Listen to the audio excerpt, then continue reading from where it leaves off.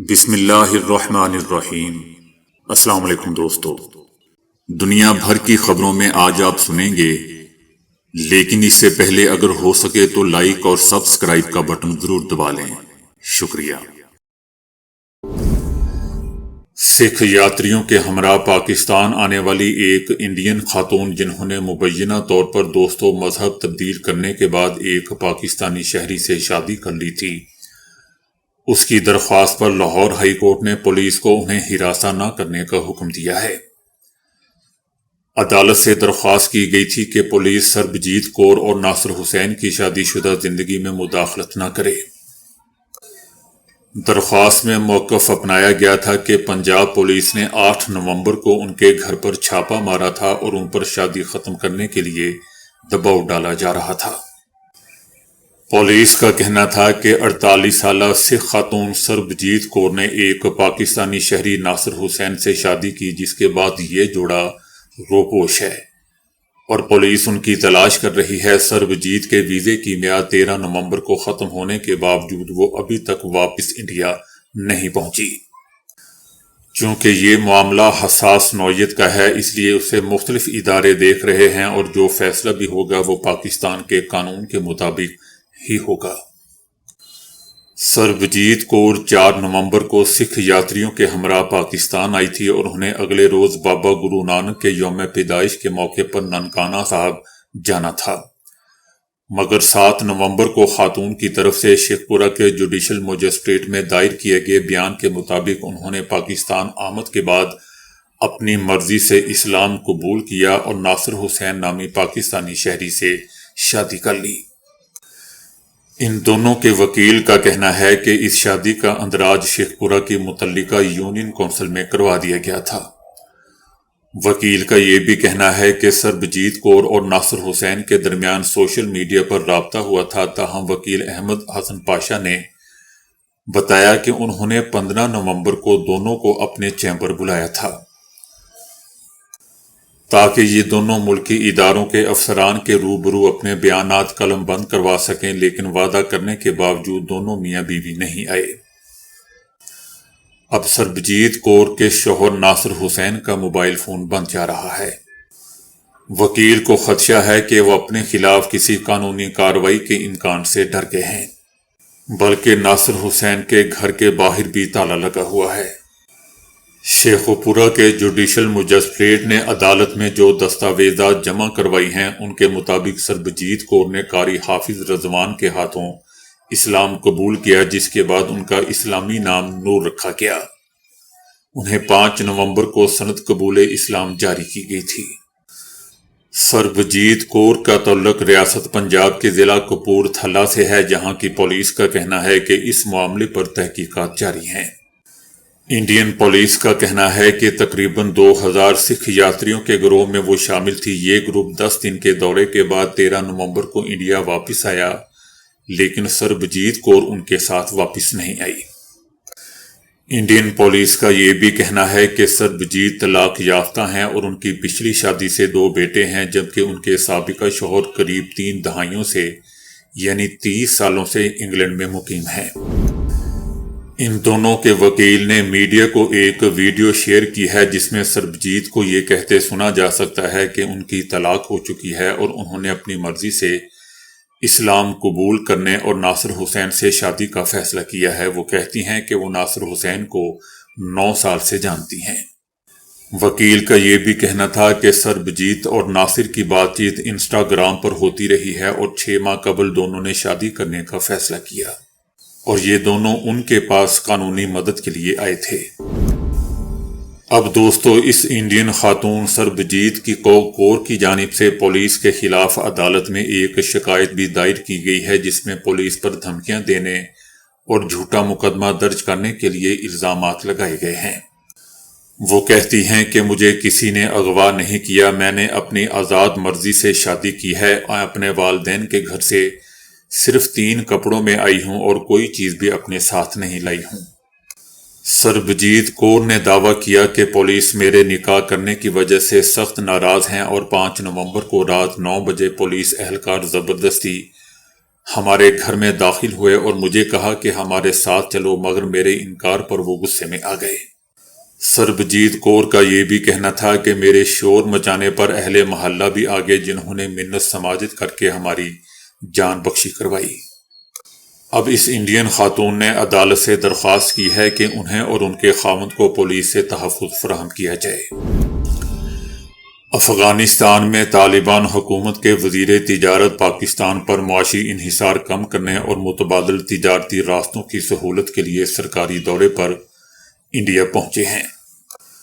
ان کے 5 روزہ دورے میں دونوں ممالک کے درمیان تجارتی تعلقات اور درآمدات اور برآمدات کو وسعت دینے پر توجہ دی جائے گی، کیونکہ پاکستان کے ساتھ تمام تجارتی راستے تقریباً 6 ہفتوں سے بند ہیں۔ تقریباً 2 مہینوں میں طالبان حکومت کے یہ دوسرے سینئر عہدیدار ہیں دوستو جو انڈیا کا دورہ کر رہے ہیں۔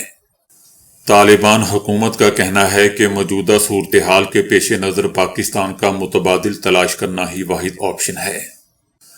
چلیں دوستو، اچھی بات ہے، اب طالبان کو بھی پتہ چلے کہ کس بھاؤ کیا بکتا ہے۔ پاکستان سے تعلق رکھنے پر ان کو کیا بینیفٹ یا نقصان تھے۔ طالبان حکومت نے گزشتہ ہفتے غیر متوقع طور پر اعلان کیا تھا کہ وہ پاکستان کے ساتھ تجارت کے لیے متبادل راستوں پر غور کر رہے ہیں، اور افغان تاجروں پر زور دیا کہ وہ پاکستان سے تجارت نہ کریں، بند کر دیں، ورنہ ہم اس کے ذمہ دار نہیں ہوں گے۔ طالبان کا کہنا ہے کہ پاکستان اور انڈیا افغان مصنوعات کے لیے بہترین منڈیاں ہیں، لیکن بدقسمتی سے اب پاکستان کے ساتھ کاروبار بند ہے، اور ہم انڈیا کو زرعی اور دیگر اشیاء برآمد کرنا چاہتے ہیں۔ انڈیا میں زرعی مصنوعات کی مارکیٹنگ کی ضرورت نہیں ہے، کیونکہ مصنوعات کے اچھے معیار کی وجہ سے ہر کوئی افغان مصنوعات کو پسند کرتا ہے۔ جیسا کہ دوستو ہم جانتے ہیں کہ دونوں پڑوسیوں نے گزشتہ ماہ ایک دوسرے پر فوجی حملے شروع کیے تھے، جس میں درجنوں افراد مارے گئے تھے، اور پاکستان کو افغانستان کے ساتھ اپنی سرحد بند کرنے پر مجبور کر دیا تھا۔ اگرچہ وسطی ایشیا کے ساتھ افغانستان کی تجارت بڑھ رہی ہے، لیکن افغان سامان خاص طور پر تازہ پھلوں کے لیے پاکستانی راستہ سب سے سستا تھا۔ یہ بین الاقوامی منڈیوں تک تیز ترین اور سستی رسائی بھی فراہم کرتا تھا۔ پاکستان کے ساتھ تمام تجارتی راستے بند ہونے کے باوجود انڈیا اب افغان تاجروں کے لیے ایک اہم منڈی بن چکا ہے۔ افغانستان کی انڈیا کے ساتھ ہر سال کروڑوں ڈالر کی تجارت ہو رہی ہے۔ دوستو اس دوران جو سب سے اہم اور اچھی بات ہوئی ہے کہ اب پاکستانی ڈالر یعنی پاکستان سے امریکن ڈالر افغانستان سے ہوتے ہوئے کہیں اور ملکوں میں نہیں جائے گا۔ سرحدیں بند کرنے کا ایک فائدہ تو یہ ضرور ہوا ہے، لیکن بہت سے نقصانات بھی ہوئے ہیں۔ طور خم جو چمن کراسنگ کو افغانستان کی تجارت میں ریڑھ کی ہڈی سمجھا جاتا ہے، لیکن حالیہ مہینوں میں بار بار ہونے والی جھڑپوں کی وجہ سے راستے بند ہو چکے ہیں۔ افغانستان اور پاکستان کے درمیان مسلح تصادم کے بعد 12,000 ٹرک، جن میں افغانی تاجروں کا سامان بھی شامل ہے، کراچی کی بندرگاہ اور پاکستان کے دیگر حصوں پر ہفتوں سے پھنسے ہوئے ہیں۔ پاکستان کے راستے دوستو افغان تجارت کو ہمیشہ ہی شدید رکاوٹوں اور تاخیر کا سامنا رہا ہے، لیکن اب یہ کشیدہ سیاسی اور سلامتی کی صورتحال کی وجہ سے بری طرح متاثر ہو رہی ہے۔ پاکستان اور افغانستان کے درمیان تجارتی حجم کا جائزہ لیا جائے تو اعداد و شمار ظاہر کرتے ہیں کہ تجارتی حجم پاکستان کے حق میں ہے۔ گزشتہ مالی سال میں پاکستان نے افغانستان کو 1,40 کروڑ ڈالر مالیت کی برآمدات کی تھیں۔ اس صورتحال میں پاکستان کو زیادہ خسارے کا سامنا کرنا پڑے گا، کیونکہ افغانستان پاکستانی مصنوعات کی ایک بڑی منڈی ہے، اور ہر روز پاکستانی مصنوعات کے 300 ٹرک صرف چمن بارڈر سے افغانستان جاتے تھے، جبکہ اس کے مقابلے میں پاکستان آنے والے ٹرکوں کی تعداد بہت کم ہوتی تھی۔ کھانے پینے کی چیزوں کی افغانستان بڑی منڈی ہے، جس میں اجناس اور خوردنی تیل شامل ہے۔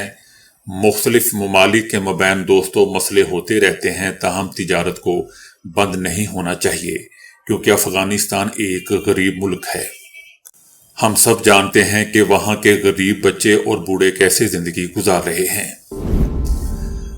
صدر ٹرمپ نے کہا ہے کہ پاکستان اور بھارت ایٹمی ہتھیار نکالنے لگے تھے، مگر میں نے مداخلت کر کے جنگ رکوا دی۔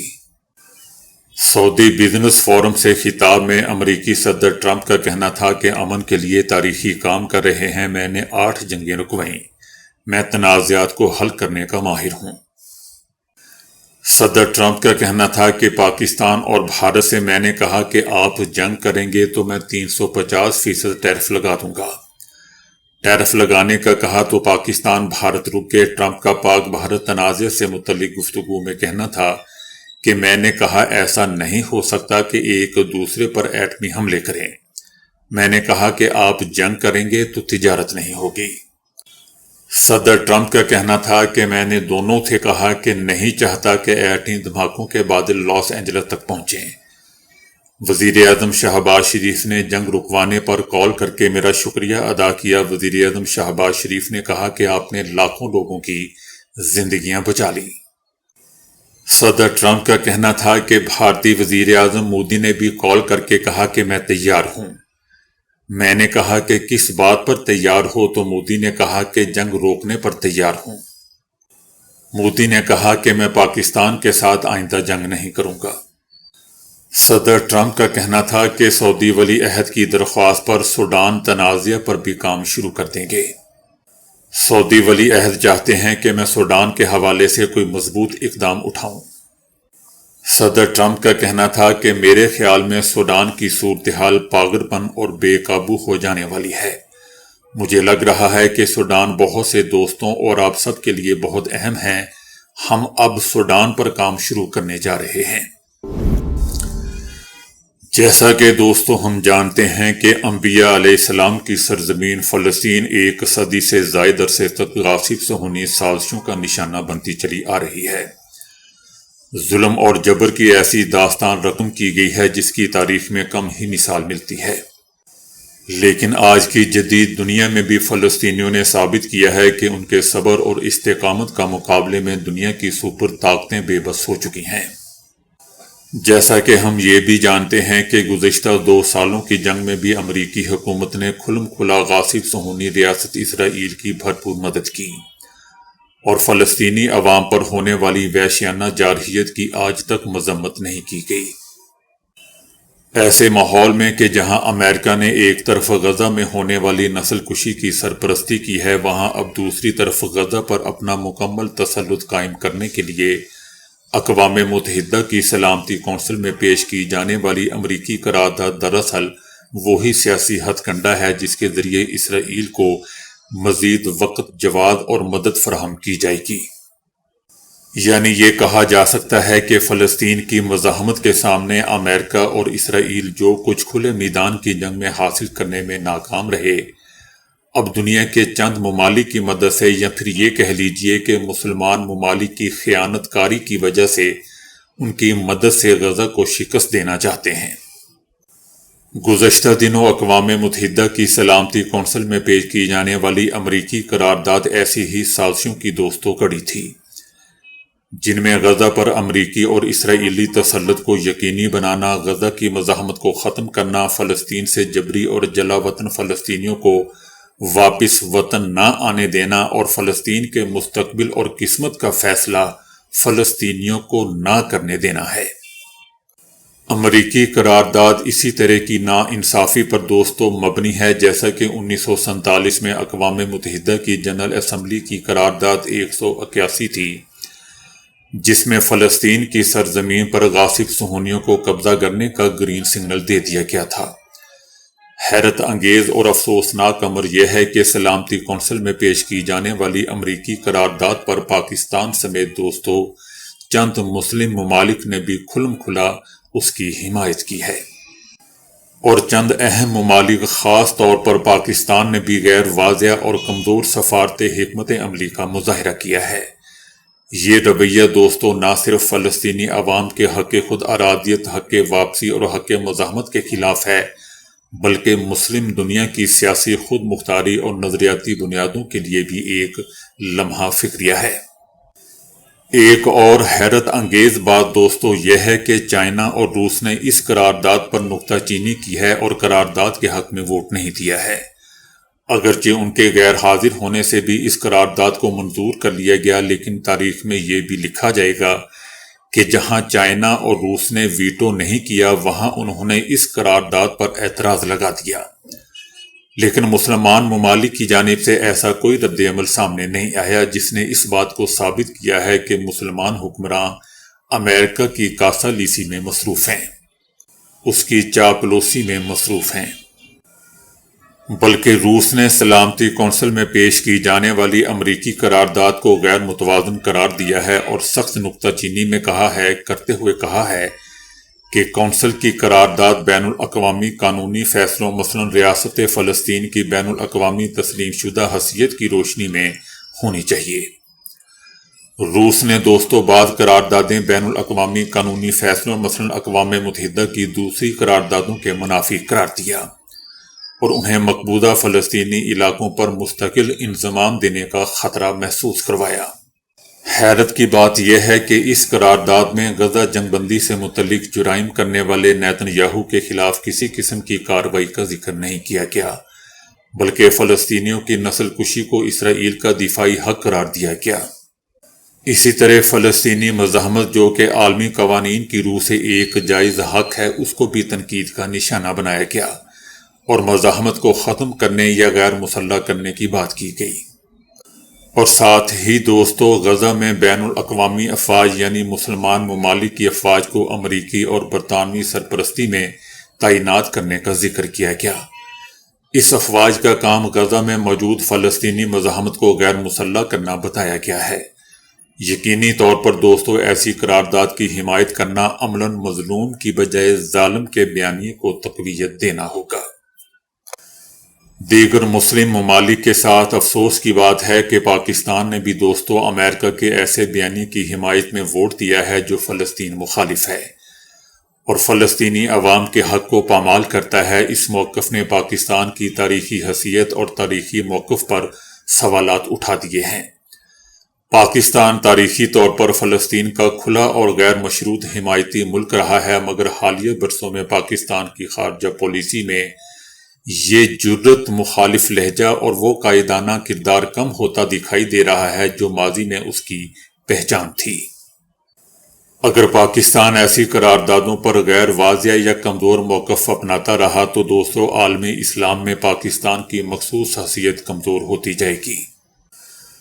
پاکستان ہمیشہ سے فلسطینیوں کے حق کے لیے بین الاقوامی فورم پر مضبوط دلائل دیتا آیا ہے، لیکن اب سلامتی کونسل میں پاکستان نے امریکی موقف کی حمایت کر کے ایک ایسی قرارداد کو ووٹ دیا ہے جس کو خود فلسطینی عوام نے مسترد کر دیا ہے۔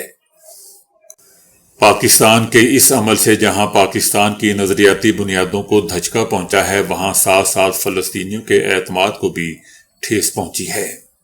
سلامتی کونسل میں پیش کی جانے والی امریکی قرارداد کی حمایت کرنے سے پاکستان نے مسلم دنیا کے اتحاد کے میدان میں بھی اپنا موقف کمزور کر لیا ہے۔ یہ صرف فلسطین کاز کا نقصان نہیں ہے بلکہ عالمی سطح پر پاکستان کی ساکھ کا بھی نقصان ہے، کیونکہ پاکستان امت مسلمہ میں ایک نظریاتی اور ایٹمی طاقت کے طور پر اثر رکھتا ہے۔ اس کا کمزور اور لچکدار موقف مسلم اتحاد کو مزید کمزور کر دے گا۔ لیکن بہرحال یاد رہے کہ سلامتی کونسل میں امریکی قرارداد کی حمایت حکومت کی ناقص پالیسیوں کا نتیجہ ہے، جبکہ پاکستان کے عوام اس پالیسی کے ساتھ نہیں ہے۔ پاکستان کا کوئی بھی شہری میرے سمیت حکومت کے اس فیصلے کو درست قرار نہیں دے گا، نہ ہی دے رہا ہے، کیونکہ پاکستانی عوام فلسطین کے معاملے پر انتہائی واضح اور جذباتی موقف رکھتی ہے۔ اگر کوئی پاکستان کے حکمرانوں کو یہ بتا رہا ہے کہ فلسطین کا سے روگردانی کرنے اور اس کے عوض امریکہ کے ساتھ تعلقات کے ذریعے پاکستان کو ترقی حاصل ہوگی اور پاکستان ایک دم ترقی یافتہ ممالک کی فہرست میں آ جائے گا، تو یقیناً ایسے لوگ احمقوں کی جنت میں رہتے ہیں۔ میں پہلے بھی بتاتا رہا ہوں، پھر بتا رہا ہوں کہ تاریخ گواہ ہے کہ جس نے امریکہ کی وفاداری کا دم بھرا، دوستی کا دم بھرا، امریکی حکومت نے اس ملک کا بیڑا غرق بدترین حال کیا۔ دراصل یہ امریکہ نے پاکستان اور مسلم ممالک کے خلاف ایک سنگین سازش کا جال بنایا ہے، جس میں طاقتور افواج رکھنے والے مسلمان ممالک کو کمزور کرنا ہے تاکہ آئندہ ہمیشہ ہمیشہ کے لیے امریکی غلامی کا طوق ان کی گردن میں پڑا رہے۔ فلسطینی تنظیموں نے بھی واضح طور پر اعلان کیا ہے کہ سلامتی کونسل کی یہ قرارداد امن کے لیے نہیں بلکہ اسرائیل کو فوائد پہنچانے کے لیے ہے۔ حماس سمیت فلسطین کی تمام سیاسی اور مزاحمتی تنظیموں نے اس قرارداد کو غزہ دشمنی سے منسوب کیا ہے اور اسے اسرائیل کے لیے فلسطینیوں کے قتل عام کا نیا لائسنس اور اجازت نامہ قرار دیا ہے۔ یہ فلسطین کی جد و جہد اور قربانیوں کو بدنام کرنے کی سازش ہے جس پر پاکستان سمیت مسلمان ممالک نے دستخط بھی دوستو افسوس سے کر دیے ہیں، لیکن یہ بھی یاد رہے کہ اس سے ہوگا کچھ نہیں۔ جد و جہد جاری رہے گی۔ آزادی کے لیے ہمیشہ آزادی قربانی مانگتی ہے، بلکہ تمام مسلمان ممالک کو دوستو چاہیے کہ ایسی قرارداد پیش کریں اور منظور کروائیں، نہ کہ امریکہ کی یک طرفہ قرارداد کو تسلیم کر کے تاریخ میں فلسطینی کاز کے مجرم قرار پائیں۔ پاکستان سمیت تمام مسلم ممالک کو چاہیے کہ وہ عالمی دباؤ سے بے نیاز ہو کر ایک غیر مشروط اصولی اور جرأت مندانہ موقف اختیار کریں۔ فلسطین کی آزادی صرف ایک قوم کا مسئلہ نہیں بلکہ امت مسلمہ کی اجتماعی عزت، غیرت اور نظریاتی تشخص کا مسئلہ ہے۔ تو دوستو ابھی کے لیے اتنا ہی۔ ویڈیو کو لائک اور شیئر کرنے کا بہت بہت شکریہ۔